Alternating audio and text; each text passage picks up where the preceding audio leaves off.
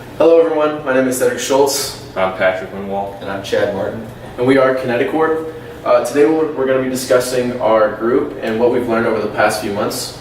We'll also be going into our potential to kinetic energy demonstration, which is our main discussion and our main project that we're going to basically delving into. So without further ado,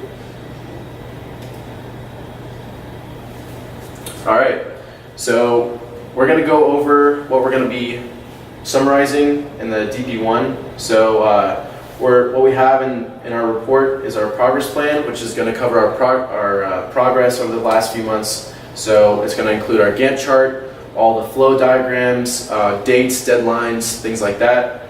Our customer needs identification, so basically everything we've learned from our customers and what the clients want and what they've described as important to them. And we're also going to be talking about product specification identification, which is basically our interpretations of the customer needs and what they've wanted to. So we're just basically interpreting what the customer wants into our own project. And then finally, we're going to be going into economic analysis and just determining the feasibility of our project and whether it's financially sufficient on its own right.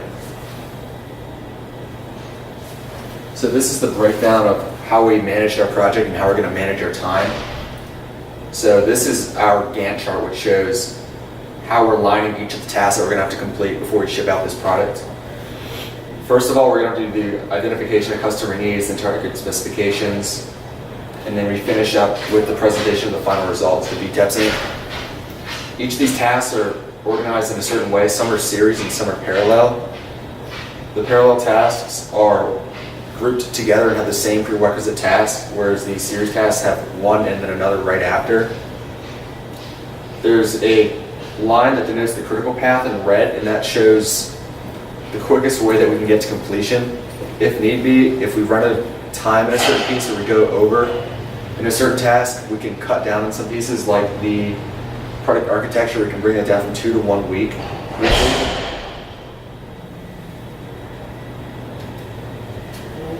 So in this slide, we're going to be going over the customer needs and basically what our customer has indicated that they want in this project. So, and how we interpret it too. So a few client details, basically something that we've learned from the interviews process is the customer wants it lightweight. They want it to be carried by a student. We've interpreted that as having like no heavy materials, so very light materials, so like cardboards, plastics, aluminums, things like that. Also, the customer has communicated that they want like easy assembly for a middle schooler, so we've also interpreted that as can be assembled within 5 minutes. So additional things that they wanted is durable, can last the entire class period, aesthetic, captures the attention of the student. Obviously that's important because we want to engage with the students, we want them to be interested in what we're teaching. Recycled materials to reduce environmental impact. That's also going to help in terms of cost. And educational for students by illustrating a teachable concept. So we want to basically teach some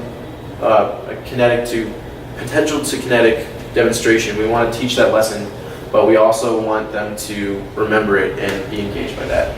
And so we've listed each one of these customer needs by whether it's secondary or primary, depending on how we felt that the customer, what they want, basically. And so some of the primary needs are easy assembly, durable,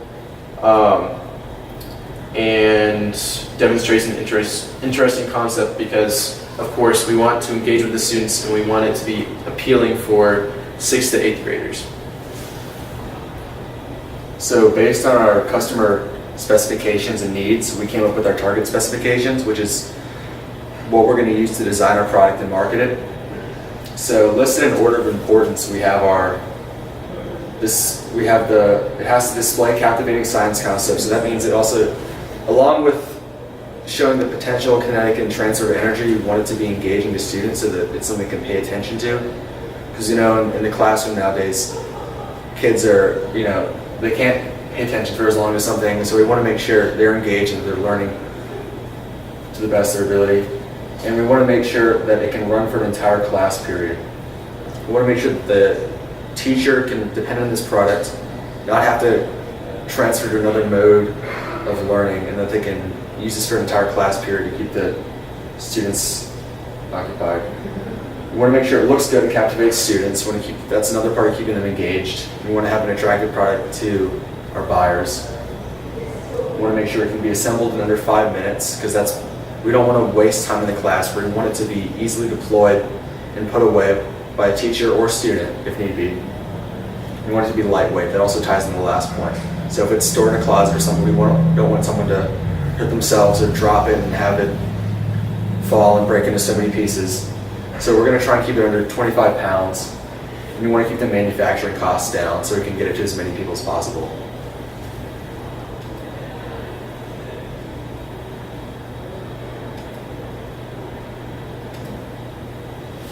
All right.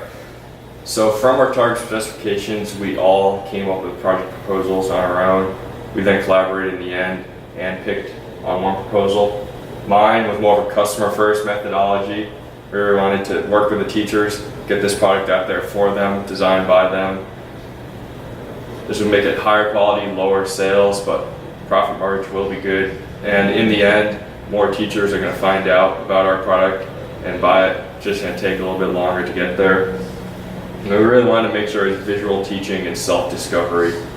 It's a lot easier for the teachers to teach this, but with the way curriculums are changing these days, they're big into self-discovery projects for the younger kids especially, and we wanted our product to do that. For our second idea, we put emphasis on the fact that this is a new product platform, a combination of existing ideas put in a way that is a new product for the market, not a fundamentally new idea or anything like that. We are designing it for 6th to 8th grade students in accordance with the 8th grade SOL standards, and we wanted to demonstrate motion, potential energy, kinetic energy, and the transfer of energy. So our third idea was quick product development. So we want that to basically rapidly increase the time it takes to deploy this project. Create themes to be incorporated and aim to inspire students to learn. So these tie in together. So like a theme will captivate students and it'll draw them in. It'll interest them in terms of like making the lesson more enjoyable and more memorable for them to remember in terms of like tests, things like that. So very easy for them to remember the lesson being taught. This gives a visual representation of our 3 product ideas. As you can see, idea 1 takes longer to make the profit, but it gets there in the end.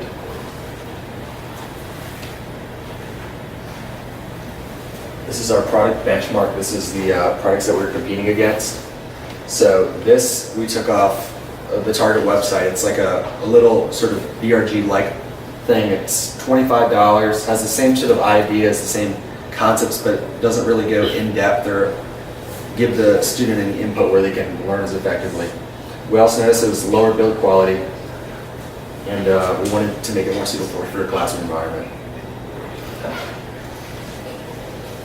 Our economic analysis, we determined that each product would be around $25 in material from basic research.